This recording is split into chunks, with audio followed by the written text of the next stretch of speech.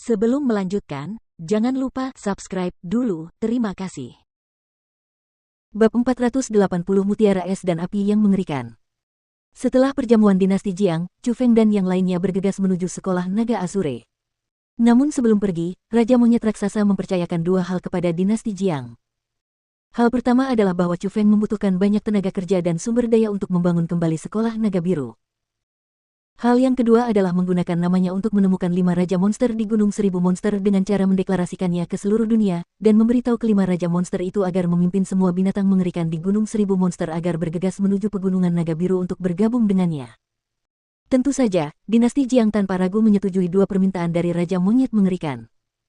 Setelah beberapa saat tergesa-gesa, Chu Feng dan yang lainnya akhirnya kembali ke Pegunungan Naga Biru.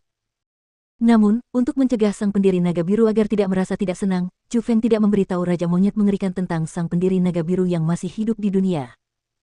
Jadi, Chu Feng pertama kali memasuki makam 1000 tulang dan memberitahu pendiri naga biru bahwa ia meminta spiritualis dunia jubah ungu, dan itu bisa menyelamatkan Surou dan Sumei. Ia juga bertanya apakah pendiri naga biru menginginkan spiritualis dunia jubah ungu untuk membantunya membentuk kembali tubuh fisiknya atau tidak. Oh Chu Feng, membentuk kembali tubuh fisik bukanlah masalah kecil. Aku tidak ingin merepotkan orang luar. Lagi pula, aku sudah menunggu selama 1000 tahun, beberapa tahun lagi tidak akan membuat banyak perbedaan. Jadi, aku akan tetap menunggu sampai kau menjadi spiritualis dunia jubah ungu sebelum membentuk kembali tubuh fisikku. Adapun kabar bahwa aku masih berada di dunia ini, kecuali tidak ada pilihan lain, jangan beritahu siapapun. Sekarang, aku akan menyampaikan formasi dan membawa tubuh fisikku dan mutiara harta karun itu lebih dalam ke makam kaisar ini. Namun, setelah mengambil mutiara harta karun itu, mutiara es dan mutiara api di tubuh Surou dan Sumei tidak akan stabil. Jadi, kau harus segera memanggil spiritualis dunia jubah ungu. Aku yakin dengan metodenya, dia pasti bisa melindungi nyawa Surou dan Sumei. Memang, seperti yang diprediksinya, sang pendiri naga biru menolak bantuan Raja Monyet Mengerikan karena ia berharap mereka tidak mengetahui keselamatannya. Saya akan mematuhi perintah Anda. Chu Feng menanggapi dengan hormat, lalu segera membantu pendiri naga biru untuk membatalkan formasi saat ini. Setelah mengeluarkan tubuh fisiknya dan mutiara mistis, ia menyusun kembali formasi untuk menyegel Surou dan Sumei.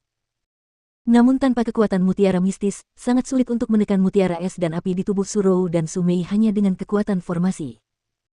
Hanya dalam sekejap, formasi penyegelan diambil alih oleh es berwarna biru dan api yang membakar. Mereka tanpa henti melolong seperti harimau dan macan tutul, mulai menyerbu dengan gila-gilaan ke arah formasi dan ingin keluar. Dalam situasi seperti itu, Chu Feng tidak punya pilihan lain selain segera meminta Raja Monyet Mengerikan untuk masuk, agar spiritualis dunia jubah ungu dapat mengendalikan situasi. Kecepatan pendiri naga biru juga sangat cepat. Sebelum Raja Monyet Mengerikan turun, dia telah memindahkan tubuh fisiknya sendiri dan mutiara mistis ke dalam makam 1000 tulang. Hanya dengan itu dia mencegah Raja Monyet Mengerikan menemukan tubuh fisiknya dan mutiara mistis. Kedua mutiara ini sangat kuat.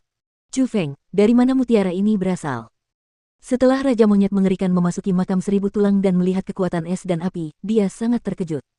Aku menemukan mereka di dalam makam 1000 tulang. Kakak Monyet, bagaimana? Bisakah kau menyelamatkan Surou dan Sumei? Melihat ekspresi terkejut Raja Monyet yang mengerikan, Chu Feng mengernyitkan alisnya, merasa sedikit khawatir. Aku tidak yakin. Kedua mutiara ini terlalu kuat, jauh lebih kuat daripada persenjataan elit. Dan, mereka adalah benda hidup. Saat ini, mereka telah menyatu dengan tubuh kedua istrimu, jadi mustahil untuk mengeluarkannya. Aku hanya bisa menggunakan formasi penyegelan khusus untuk menyegelnya sementara. Mengenai apakah itu akan berhasil atau tidak, itu akan tergantung pada kondisi fisik dan kemauan kedua istrimu. Jika berhasil, maka kekuatan kedua mutiara itu dapat ditekan sementara. Jika gagal, maka kedua mutiara itu akan sepenuhnya mengambil alih tubuh fisik mereka dan dihidupkan kembali. Pada saat itu, mereka tidak hanya akan mati, kita juga akan terseret bersama mereka. Bahkan seluruh benua di 9 provinsi, bahkan mungkin benua di luar benua ini akan memasuki bahaya. Itu karena mutiara-mutiara ini terlalu kuat. Aku merasa kekuatan sejati mereka telah disegel. Mutiara-mutiara itu dipenuhi dengan kejahatan dan kebencian mereka sangat dalam. Jika mereka dibuka, yang hidup pasti akan masuk neraka. Itu akan sangat mengerikan. Aku bahkan tidak berani membayangkannya. Namun, jika aku memasang formasi penyegelan lain dan menyegel kedua istrimu beserta mutiaranya, itu dapat menghentikan kebangkitan mereka. Namun, harganya adalah kedua istrimu juga akan mati. Chu Feng, buatlah pilihan. Mengambil risiko, atau tidak mengambil risiko. Katakan saja, dan aku akan melakukannya. Raja Monyet Mengerikan berkata dengan wajah penuh kesungguhan. Ini adalah pertama kalinya Chu Feng melihat Raja Monyet mengerikan menunjukkan ekspresi seperti itu. Chu Feng, aku mohon padamu. Selamatkan putriku, jangan biarkan mereka mati. Chu Feng, aku juga mohon padamu. Selamatkan kedua saudaraku. Mereka sangat mencintaimu, jadi bagaimana mungkin kau tega membiarkan mereka mati?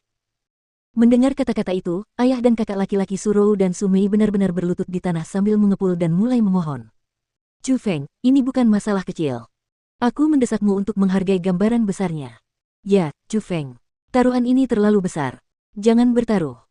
Karena, jika kalah, bukan hanya kita, bahkan seluruh benua akan terpengaruh. Namun setelah mengetahui betapa mengerikannya kedua mutiara itu, ada juga orang yang berbicara untuk mendesak Chu Feng. Tujuan mereka adalah agar Chu Feng langsung menyegel kedua mutiara itu, dan sekaligus mengorbankan nyawa Surou dan Sumei. Chu Feng, sebagai seorang pria, jangan pedulikan hal-hal kecil dalam hidup. Untuk semua hal, gambaran besar harus dihargai. Dan melihat semakin banyaknya es dan api yang melonjak di formasi penyegelan, semakin banyak orang yang takut. Mereka mulai mendesaknya sebaliknya, karena jika penyegelan gagal, jelas mereka akan menjadi yang pertama dikorbankan. Sialan, apa kalian manusia? Junior Chu Feng menganggap kalian sebagai orang yang dekat dengannya, tapi sekarang kalian ingin dia melihat orang-orang yang dia sayangi mati. Tepat pada saat itu, Zhang Tianyi sangat marah sambil menunjuk ke arah kerumunan dan berteriak dengan marah. Kata-kata itu tidak bisa diucapkan begitu saja. Surou dan Sumei adalah orang-orang dekat dengannya, tapi kita tidak. Beberapa anggota keluarga Chu membalas.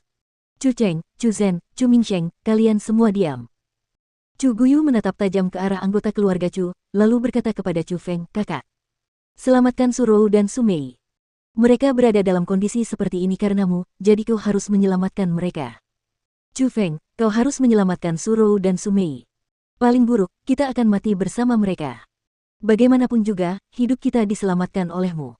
Chu Yue juga memberi nasihat.